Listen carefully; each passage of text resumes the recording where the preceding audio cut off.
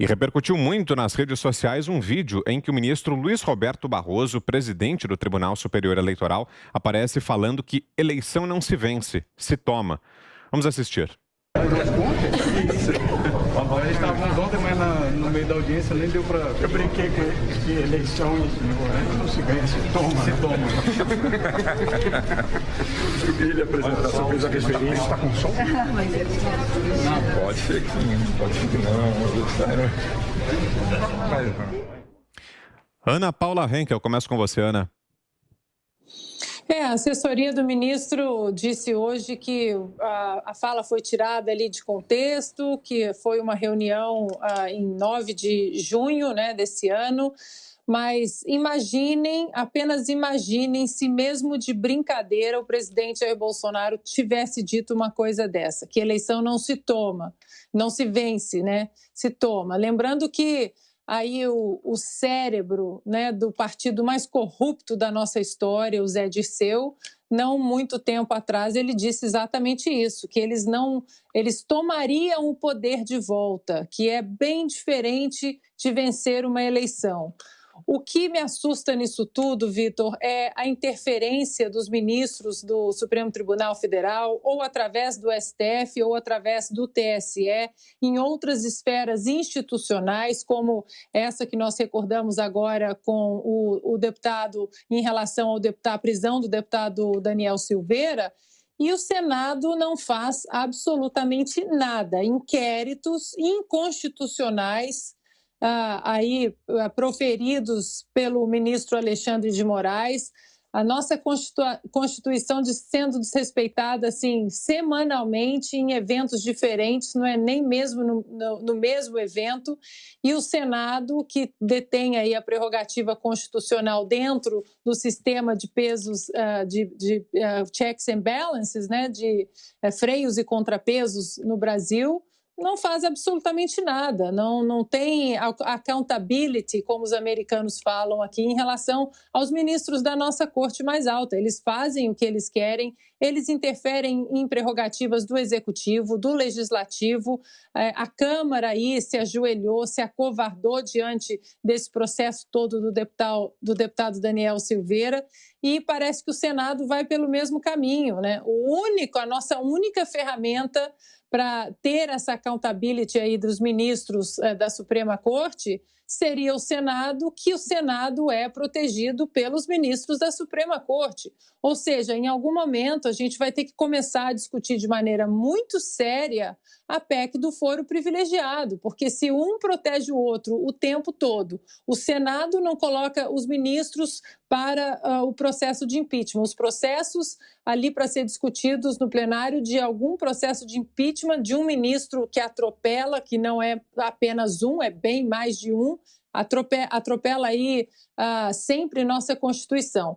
O outro lado, nós temos a Corte mais alta do Brasil, que pega os processos e os inquéritos ou dentro da Lava Jato ou fora da Lava Jato de senadores e engavetam. Ou seja, é um círculo vicioso ali o tempo todo, enquanto a gente não acabar com essa coisa surreal que é o foro privilegiado, difícil de explicar aqui para um americano o que é o foro privilegiado. Não, mas espera aí, ele cometeu um crime, mas ele não vai ser julgado exatamente por seus pares? Não, ele vai ali para o Supremo Tribunal Federal e eles provavelmente vão engavetar. E aí o que a gente vê? Exatamente o que a gente viu essa semana. O ministro fazendo reuniões com líderes de oposição, dos partidos de oposição, e sabe-se lá, Deus, o que foi proposto, o que foi ameaçado e o que foi dito nessas reuniões entre aqueles que se protegem dentro desse nosso cenário político aí. O foro privilegiado precisa urgentemente começar a entrar no nosso radar para a gente acabar com essa nossa jabuticaba. E a frase do ex-ministro José Dirceu, que a Ana citou agora, foi exatamente a seguinte, a gente relembra.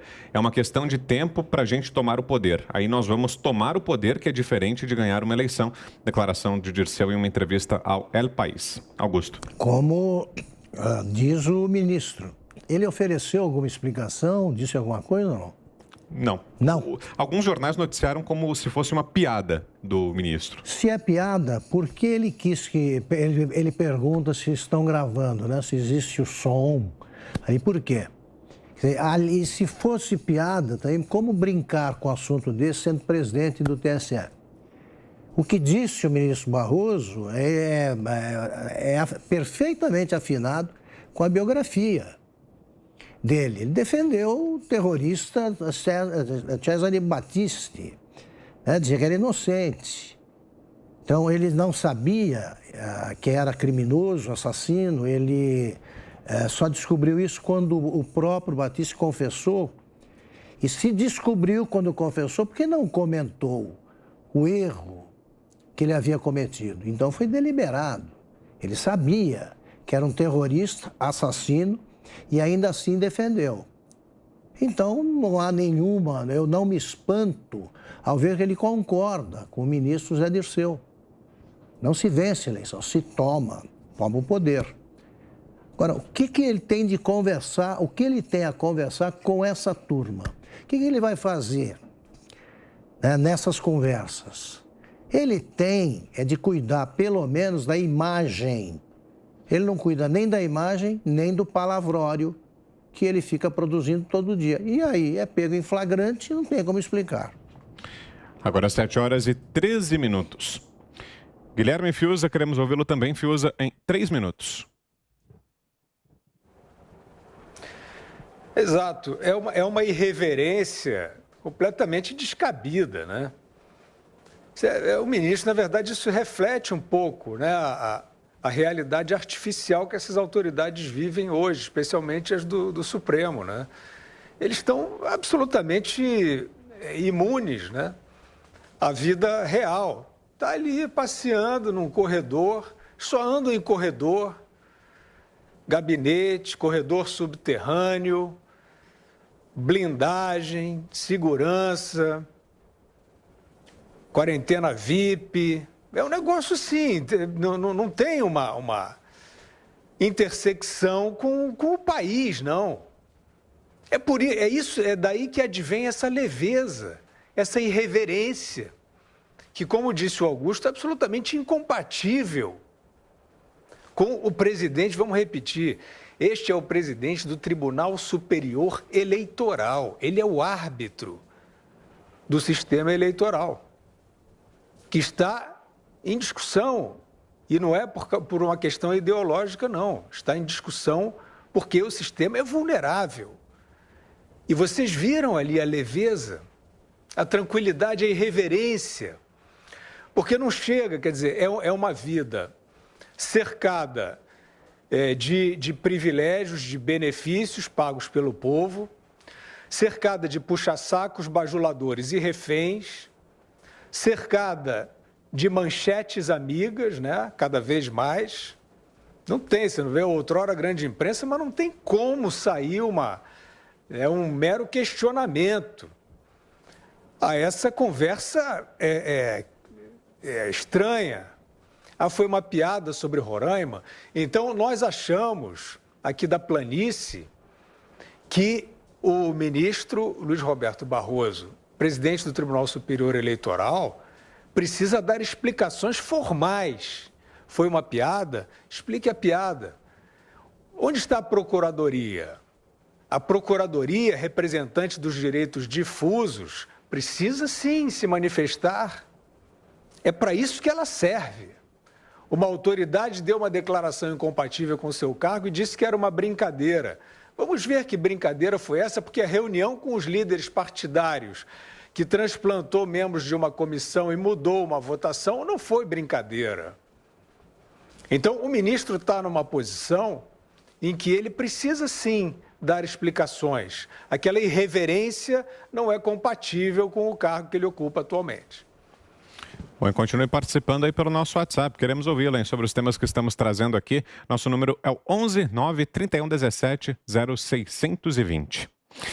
Voltamos a falar aqui sobre a declaração do ministro Luiz Roberto Barroso, que foi flagrada em um vídeo que voltou a circular na noite de ontem com a votação da PEC do voto impresso auditável, em que o ministro Barroso aparece dizendo que eleição não se ganha, se toma. Sobre isso queremos ouvi-lo também, José Maria Trindade. Pois é, olha, muito claro, é uma imagem, um vídeo com som, onde eles aparecem cruzando o Salão Verde da Câmara dos Deputados, que é a antessala do plenário da Câmara. Isso depois de passar pela Câmara, eles estavam de máscara, mostrando que realmente é recente e é deste ano. A assessoria confirma que é deste ano. Isso depois de prestar depoimento. E brinca com um assunto muito sério. Olha, eu gostaria de dizer que, politicamente, se discute muito essa história de tomar uma eleição. Como é tomar uma eleição? Não é roubar nos votos, mas é fazer uma ação para enganar o povo, uma ação para destruir os que estão naquele momento mandando na determinada região ou no determinado país e criar um clima de tomar mesmo a eleição. E há, inclusive, dúvidas sobre tomar a eleição, tomar o Palácio do Planalto, é o termo, se isso valeria para o poder, ou seja, tomar poder. Estudiosos, inclusive Olavo de Carvalho, que diz o seguinte: chegar à presidência da República não é chegar ao poder. Tomar a presidência da República não é tomar o poder. Tomar o poder é uma situação muito mais profunda, que passa, inclusive, por dominar setores como cultural, de educação. Foi o que fez o PT. Tomou o poder. De que forma? Chegando, vendendo uma mentira, iludindo o povo. Foi eleito presidente da República, montou um sistema grande, capitalizou ali, nomeando pessoas do PT. Hoje a máquina pública está entranhada de petistas e isso é irreversível, né? É difícil. Uma geração, talvez o presidente Bolsonaro não conseguiu recuar nisso, né? Então é muito difícil. Tá bom, isso é papo de política, isso é papo de submundo da política. Lá José Dirceu tem razão de comentar isso. Agora, eu não acho que seja demais citar aquela frase desgastada da famosa mulher de César. Ela tem que ser honesta e parecer honesta. É por isso que eu faço críticas, duras críticas, a hábitos aqui do Supremo Tribunal Federal, de ministros do Supremo que almoçam com pessoas que vão julgar amanhã, que se encontram com a maior naturalidade e tomam vinho com pessoas que têm processos no Supremo. E quando eu digo processos, não é só o Supremo não cuida só de processo penal, processos de interesses de milhões, né? E isso ninguém acha estranho. Eu acho uma fala dessa na boca de José Dirceu, todo mundo já esperava. Uma ideia dessa no debate, na conversa de político, todo mundo admite. Agora, um ministro do Supremo Tribunal Federal, senhores, dê uma olhada na postura dos ministros do Supremo dos Estados Unidos. Vê se eles andam dando papo para qualquer um, conversando, contando piadinha para qualquer um. Isto é inadmissível. Aí, a desgastada, porque a antiga frase de a mulher de César tem que ser honesta e parecer honesta.